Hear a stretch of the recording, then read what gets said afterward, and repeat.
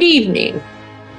This is Queen Elizabeth, and I want to say hello this evening to all of my citizens in the United Kingdom and our friends across the pond in the United States of America. I come here tonight to discuss a rather disturbing occurrence that has happened in the last 2 weeks. I have an interview. My grandson Harry was a part of that interview, and his unfortunate wife, Meghan. Some of the accusations against us and the royal family were not true. But I have a message tonight for them. They can bugger off. Good night. It's Laughing Through It with Carol Metcalf-Roth. Tonight, Carol Zooms with internationally touring comedian Maximilian Robert Lockwood and Oxnard's reigning queen of comedy, Denise Carter. And now, here's Carol. Hello, and welcome to Laughing Through It. I'm your host, Carol Metcalf-Roth. Now, first thing I want to just put out there tonight is last week it was the first year anniversary of the pandemic lockdown. Last week. And I had the same feeling on that first anniversary as when I decided I wanted to get a divorce, get in a truck, and leave my Texas first husband, Bubba, or Bobby in Texas. Can I leave now? I've had enough. I can finally have some freedom now. I get to eat indoors again. Masked down with my friends. We were all sitting around complimenting each other and just thrilled the other night. And my girlfriends, two girlfriends who were sitting there, says, "You know, Carol, it's so great. I forgot what a great smile you have." She said, "You always look like you were squinting."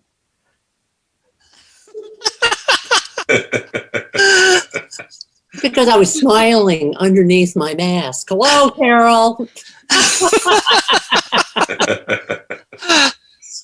I do have to say, this past year, I am tired of Zoom. I was so washed out. I kind of look like that. I'm Marcel Marceau, and I'm getting ready to go into a pantomime act.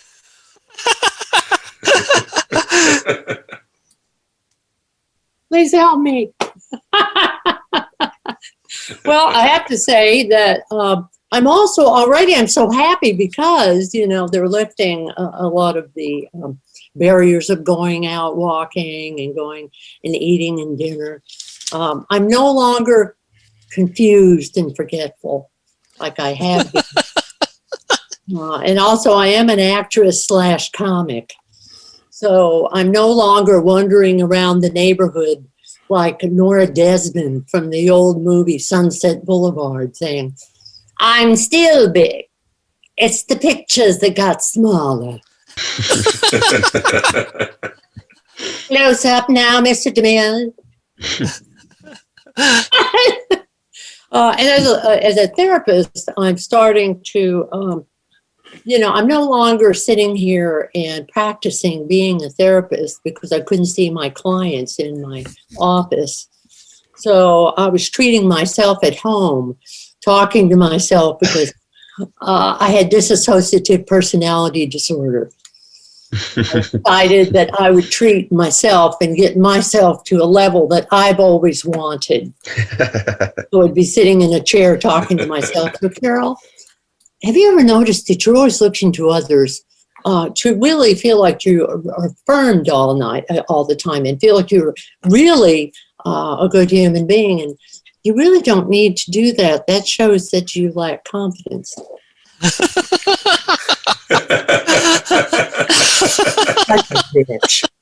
Just because I live here, you don't have the right to tell me stuff like that. And I've always loved you.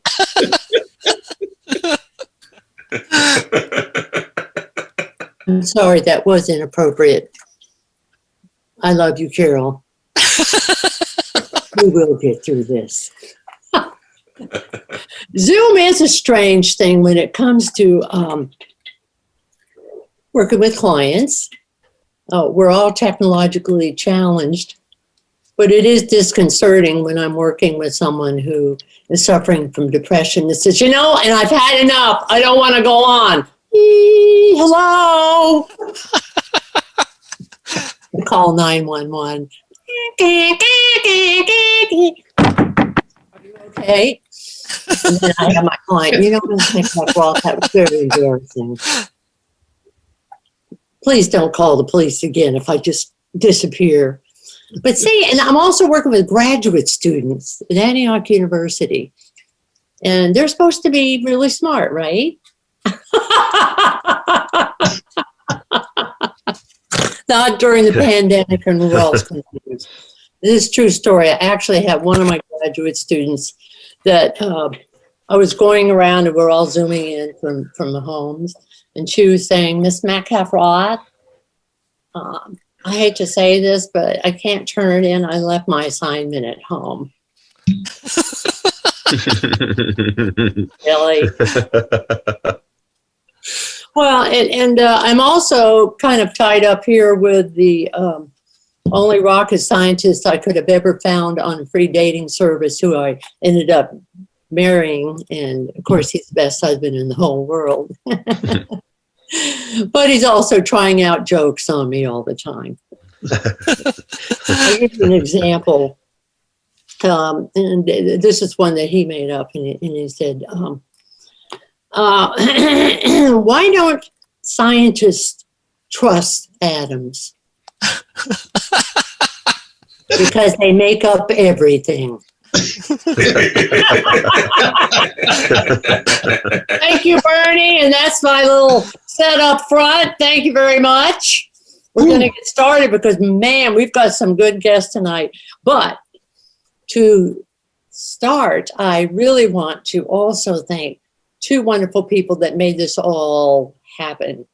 And I'll start by introducing my producer, who happens to also be my money bags and my husband and big daddy. Hi there. Nard Roth. Yes. Hi, honey. Hi, honey. How are you doing? I'm great. I'm looking forward to this show. Yeah. You got a couple of really great guests, so. Yes, I do. So knock them out. I will, honey. And you're a sweetie pie. Thank you. And I also want to introduce my wonderful editor and director, Justin Gunn. Hello, Carol. How are you, Justin? I'm doing great. Had a great weekend. Actually, found out this weekend that a team that I worked with, we won a Producers Guild of America Innovation Award. So, wow! Congratulations! You'll be hearing from my agent about my rates. Oh, Which like basically means that I'll be hearing from your agent about your rates. just like Bernie's rates are going to go up because you're going to have to pay him to also be a comedy writer now. Well, he's already doing that. Yeah. That's right. Have a great show, Carol. Thank you. We've got two magnificent guests tonight. I'll start by bringing in our first guest, and that's Maximilian Robert Lockwood. He's an internationally touring comedian. He's been in obscure movies, that's what he said, and podcasts. And he's just happy to be here. Aren't we all? Welcome, Maximilian. Hey, hi, hello. How are you? I'm Hand good. waving everything. Yeah.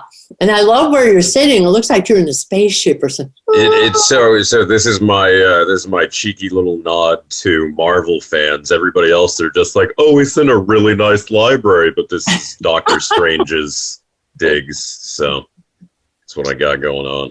Wow. Well, welcome. Thank you. Thank you for I'm having going me. to bring in our next guest so we can see her.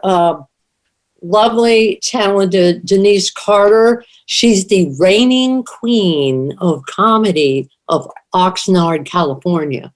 And she is incredibly charismatic and funny. Yes, you are, Denise. So welcome. Thank you. Now, I'm going to start with you tonight, Denise. you produce a comedy reimagined. And I've been fortunate enough to appear on your weekly comedy show. I loved it, but you tell us all about it. Well, basically what it is, since the clubs have been closed down, what we decided to do is do kind of a Zoom virtual show. And so what I've been doing is asking different comics if they'll give us 15 minutes and just do their set. And we have a DJ, and we're keeping it COVID safe, so you can actually party at your own home and you can see comics, and it's just comedy reimagined. Well, I can vouch for I had a blast. And I'm an old disco queen. Dancing, yeah. Yes.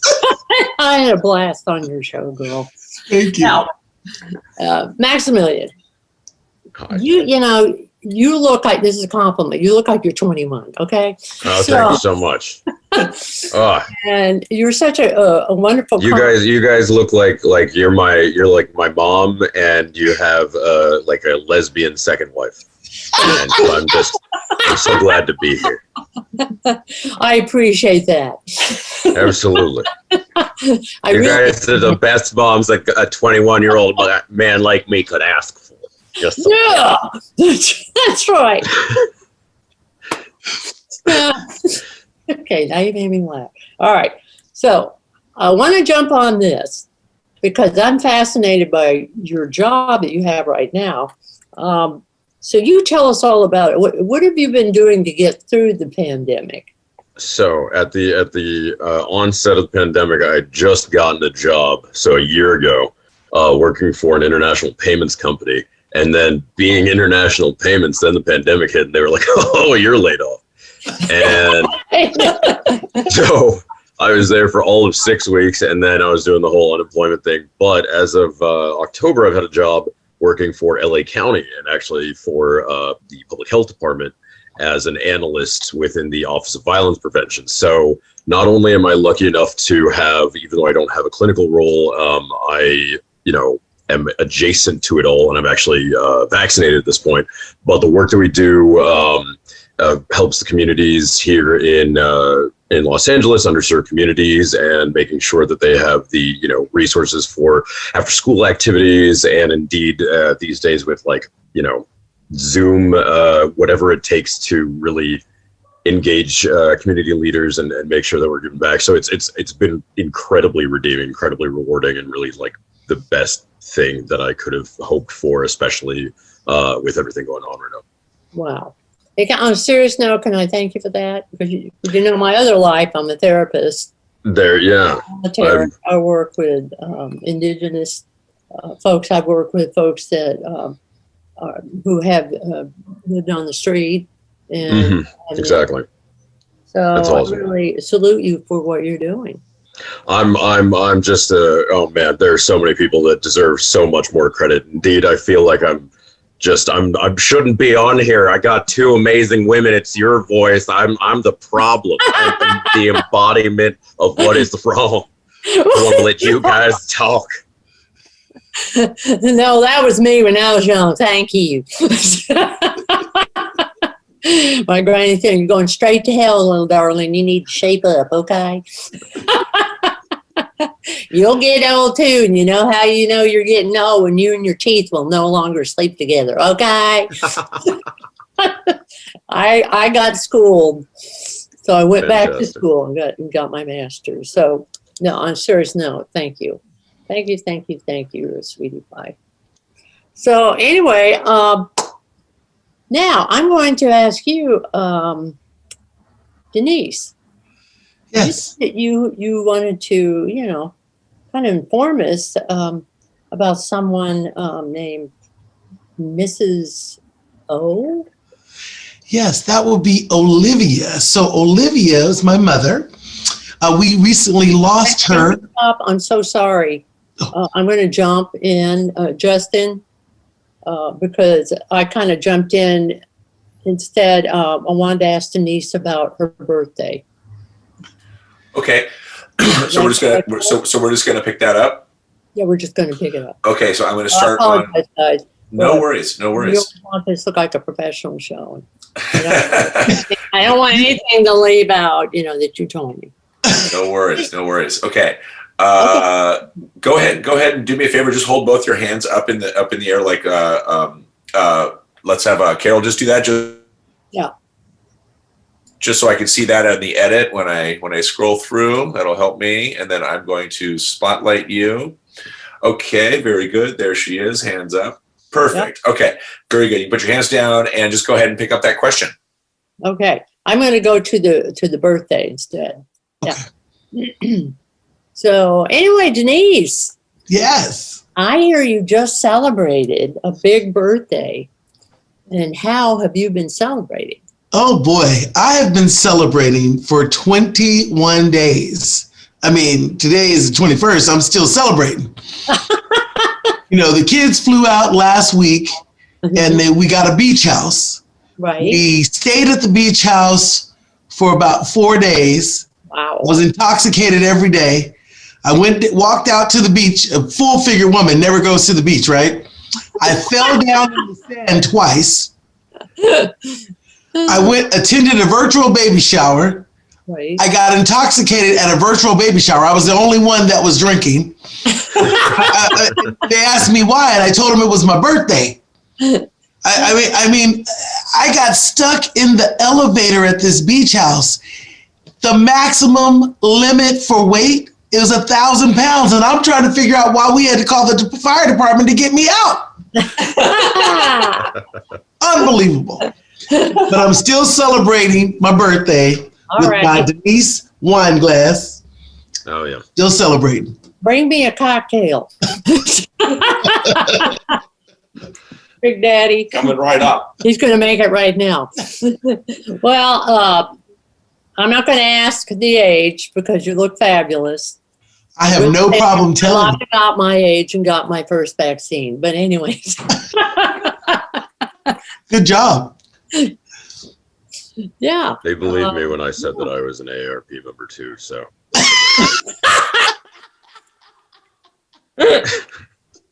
All right. Now I'm going to tag back on you, Maximilian. You've got some road stories about visiting family on the other side of the country I want to hear. Yeah. I drove out here 6 years ago from Maryland, and I went to UCSB, but I was back in Maryland, and I bought a car back in 2014, drove out. My family, my two siblings just got out here themselves this past Monday, so I've been hanging with them, and they're living with me now, and I'm over the moon. When I was doing the driving myself on the road trip, I was in New Mexico, and the thing is, I had no idea what was going on because I was in the middle of the desert, black highway, not a star in the sky, completely dark. And then I see these lights on the horizon, the brightest lights you ever did see, coming from miles out. And I was like, oh, I'm getting abducted. This is how I died. And I drive up and I see an LED sign by the side of the road, and it says, all cars must stop. Please stop. This is a Homeland Security checkpoint. So I went through a Border Patrol checkpoint at 1 o'clock in the morning in the middle of the bloody desert in New Mexico. And I get there, and meanwhile, I'm driving all of my stuff from the East Coast to the West Coast. I have tinted windows. I have a blanket covering all of the stuff in my car that you can barely see into in the first place. And I drive up. I'm the only car there. And the Homeland Security guy leans over from his booth and he says, "Are you an American citizen?" And I'm like, "Yeah." And that was it. That was all I needed to do. Okay. He didn't look at the car. He didn't inspect the car. He had not a single suspicion that I was doing anything wrong, because apparently there's not an intimidating bone in my entire body. It was ridiculous. I felt so upset. I was so mad. I was like, clearly this voice doesn't look like it's real. Okay. Doesn't look like it should be coming out of me right now. And he was just like, no, that's fine. I'm going to let that go right now. He didn't step out of his booth. He didn't even make a motion to do his job and his due diligence in checking me out. No, I was fine. I'm that white. I was so sad. That's hilarious. So sad. Now, if I'd have been stopped, they would have strip searched me. But that's another story because I would have asked, can I? You would have asked them. Yeah, exactly. That's the thing. You can't leave out that key detail. Cheers. I have a microphone and a. You got a drink there? I didn't come prepared, you guys. I don't have a stagehand. All right. I need to get my husband to come in and start handing me drinks. Jeez. You said, show up to a Zoom show. It'll be fun. All you need is a camera and a microphone. No, apparently I need a key grip bringing me bloody drinks. I didn't know that this was a prop show. Well, Carol and Denise doing their best carrot tops. So mad. So mad. Oh, man. Okay. Maximilian, that was hilarious. Then you are hilarious. Now I'm going to ask you again now, Denise, another question. Yes, ma'am. So, I understand now that on a serious note that you recently lost your mom. Yes, we recently lost her about 3 months ago. We spent a lot of time together, and I almost feel like I'm turning into my mother. It's really strange. I am literally turning into her. Well, how so? Oh my gosh. Oh my goodness gracious. Oh, man. Well, what was her name? Olivia. But everybody called her Miss O. I mean, this woman would literally have 3 pairs of clothes on, 5 hats, and 1 glove, and sunglasses. I feel like right now, especially if you covered your mouth, Denise, then like stepping out in public, you just get swarmed by paparazzi. They'd be like, Oprah! Oprah! Can I get an interview, Oprah? So, Mrs. How's Gail? I'm telling you, you guys are just my favorite lesbian moms. It's the best. I'm having such a good time. Okay, I was a lesbian for a brief time. Okay. I should have stayed 3 marriages, okay? But anyway, no, I love you, Big Daddy. Okay, so Mrs. O.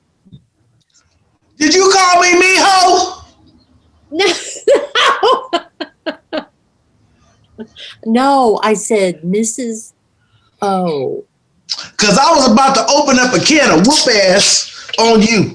If you call me Miss O, if you call me Miho, because my caregiver, she common, she always called me Miho. And I don't prefer to be called Miho because, she probably do that because she's Spanish.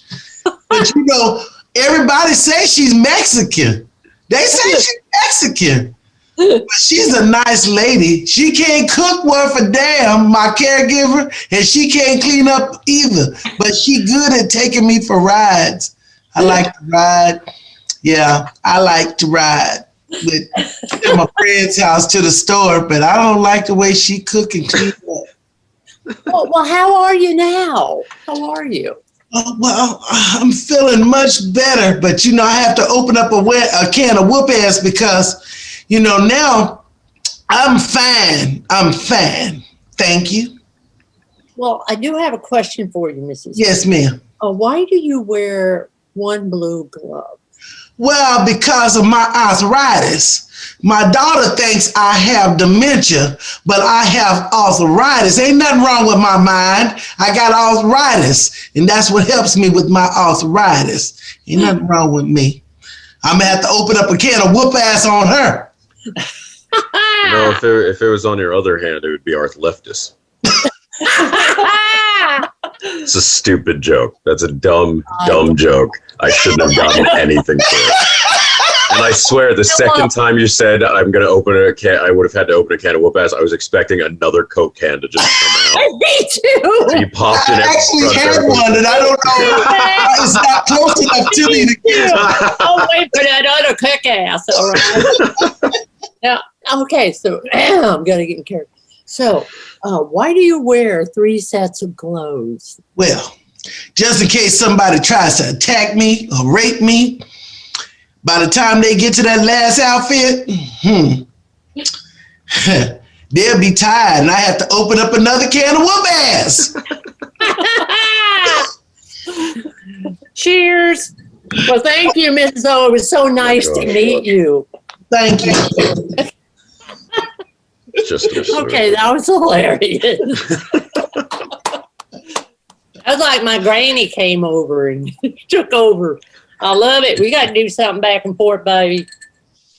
Yes, my mother's from Mississippi, so she got a little, yes, that southern thing works. Yes, she does, baby. Yes. She's a diff snob. You know, My granny did. She rolled her cigarettes. That's funny that you say that. She rolled her cigarettes. I'm thinking, why are you rolling the cigarettes? But she rolled her cigarettes, but I almost lost my black card because I'm allergic to watermelon and strawberries. Okay, I'm peeing. I'm not Okay, this has touching been a that. good show. I'm not so touching far. that with a 10-foot pole.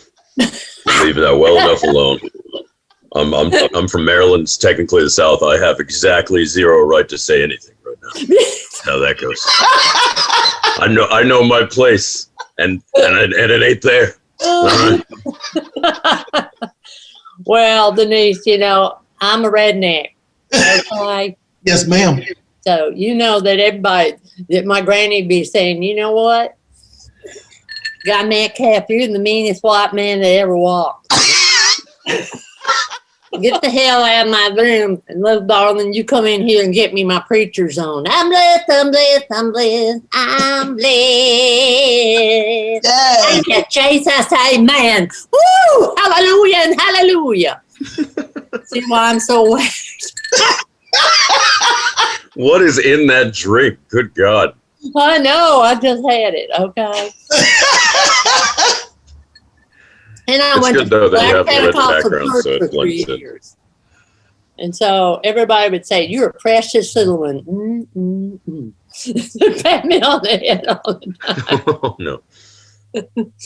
I get that all the time. I do. You guys are just, this is such a fun show. So I'm going to ask you again now, Maximilian. I hear, I can't wait to hear this. Oh, I yeah. think you have an odd hobby. Something to do with tiddlywinks. I didn't even know that was a thing anymore, but let's hear it. So, while it sounds like some perverted thing that you'd find in the Kama Sutra, tiddlywinks is actually a sport that was invented in Cambridge University in England in 1955, and it was adapted from like the children's game where you're just flipping plastic discs into a cup. I've wanted to talk about this on stage for years. I have exactly zero idea how to make it relatable because it's not. If I'm trying to describe this, I would have, if I had a 5-minute bit about this, there would be exactly like 20 seconds of punchline and 4.5, minutes of setup, trying to explain and get people's heads to wrap around what the goddamn hell I'm talking about. It's the weirdest bloody thing. And my dad went to MIT in the early 70s, and he picked it up when he was in school, and he in the clubs and everything that they offered, on paper sign-up sheets at the beginning. There were 2 things that he signed up for that he was really looking forward to, and it was skydiving club, and then he saw Tiddlywinks Club, and he thought it was a joke, so he was like, yeah, okay, I'll check off on that one. And sure enough, that week, the captain of the Tiddlywinks team calls him up and goes, hey, I see you're interested in Tiddlywinks. And he's like, you got to be joking. That's not a thing that exists. And sure enough, he's been playing it for 50 years now, just about. Wow. And he's been to England over 100 separate times, explicitly to play tiddlywinks, like when he goes through customs. And I've done this myself. I've been to England 6 different times, and 5 of them were to play tiddlywinks because I'm a dork. And my siblings play. I have 4 siblings. I'm the middle of 5, which is why I subject myself to this Zoom torture. And we all play tiddlywinks, and it's all something that we have just in our, wheelhouse of like, oh, if I need to swing for the fences to have people not believe something, if we're playing, Never Have I Ever, I can just get everybody and be like, oh, never have I ever not played tiddlywinks. Everybody takes a drink. I'm sober. It's bizarre. It's so much fun, and it is so bloody weird. And I've seen Brits go and play tiddlywinks from like 9 a.m. to noon, 1 p.m., then go out to the pub for lunch, have 2 pints, and then go back in the afternoon and play the rest. And this game they take very seriously. Wow. Don't get me wrong. They're not in it to just have fun. They're in it to win. Yeah, it's remarkable, and it's something about my person that I hold near and dear to my heart. In fact, here's something that I forgot to even mention. Peter Sellers is a famous celebrity tiddlywinks player. I loved Peter Sellers. Wow. Yeah. He and also Prince Philip know that tiddlywinks exists as a thing. And at once upon a time, Prince Philip was like, oh, well, I think that if England should ever host the Olympics, tiddlywinks should be one of our, national sports and everything. And 2012 rolled around, and I was like, cross my fingers. I was like, oh my gosh, I'm going to be an Olympian. That didn't happen. But he did say that. He did actually, you can look it up, and he did say that he wanted it to be an Olympic sport. And he didn't stick the IOC to that, and for that I'm angry. Really? And it made it a parliamentary motion. I don't know what power the monarchy has in Parliament, but he should have held him accountable. I was very mad. That's hilarious. It's absurd. All of it is true. Not a single word did I embellish. Like, it's all bloody true. Yeah. And that's why I incorporate words like bloody and shite and bollocks into my everyday. Yes.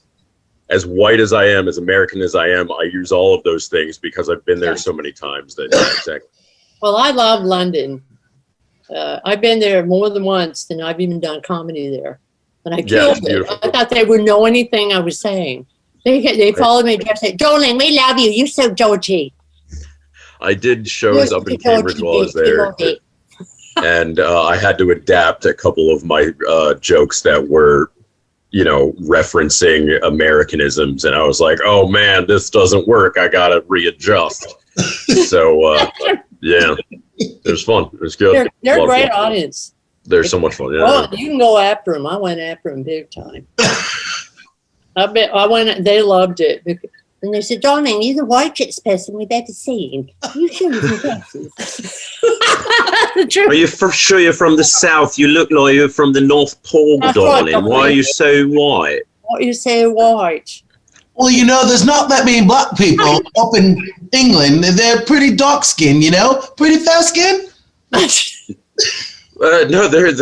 I mean, the nice thing about London in particular, if you go out to the countryside, different story. But London, Cambridge, these big city centers, they're melting pots internationally. So absolutely, yeah, it's awesome. I went to Cambridge. My kind of people. Oh yeah. Yeah. Yes. Yeah, Big Cambridge Daddy University, Big Daddy. Hello, hi. Cambridge. It's Big Daddy Moneybags who's what's it called?